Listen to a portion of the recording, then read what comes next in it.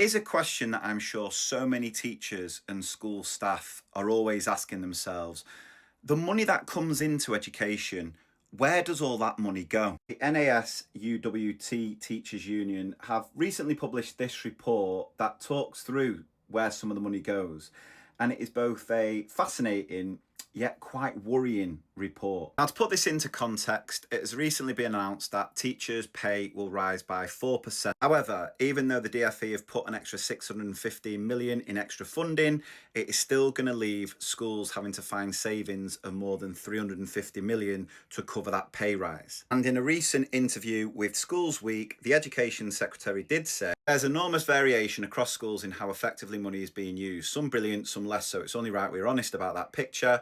The DfE will support schools in getting far greater value from their budgets, whether that's saving on energy bills, better banking returns, right? But if you just look at this report from the union that I'm going to summarise for you, sort that 350 million out straight away. Firstly, looking at the salaries of some of the Academy Trust CEOs, one earning over £500,000, there are 30 earning more than what the Prime Minister earns. Obviously, massive discussion to have about these sort of numbers, but what I will say is all I keep getting messaged about and hearing about are these academy trusts who seem to be laying off so many LSAs, support staff to save money, which I don't think you can justify when CEOs are earning this amount. That surely should be addressed before we are losing adults in classrooms, because who gets a worse deal? The children in these trusts. Next thing around consultancy spending. Academy Trust spent 412 million on consultants, nearly double the amount 5 years ago. Now for me, I spend part of my week in school teaching. The other part I do go visiting schools doing training CPD sessions for teachers. I always like to think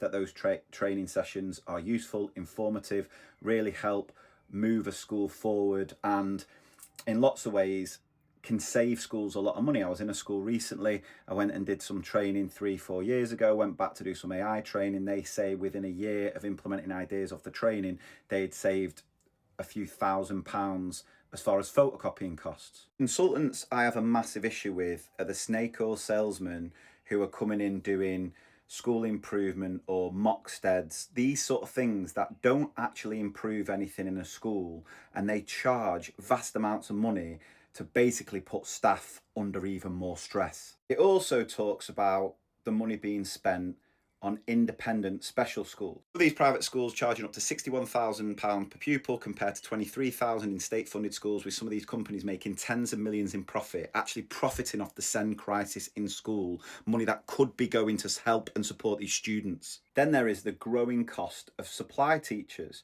So from the DfE commissioned research, the daily cost of supply teachers was 218 in primary schools, 291 secondary schools, 270 for special schools. However, the average pay reported to the supply teacher was anywhere from 136 in primary, 115 in secondary, 144 for special schools. A total of 3.2 million teaching days were missed because of sickness in 2022, up by 56% from 2 million pre-COVID, and more teachers are quitting the profession, leaving schools struggling to staff those classrooms. These teacher supply agencies are making millions of pounds, while supply teachers are stuck on stagnating pay rates and treated like second-class citizens. The average markup is 38%. So to summarise that, schools spent 974 million on supply teachers, with agencies taking 300 million in fees. They also talk about the revenues of exam boards, reported revenues of over £1 billion.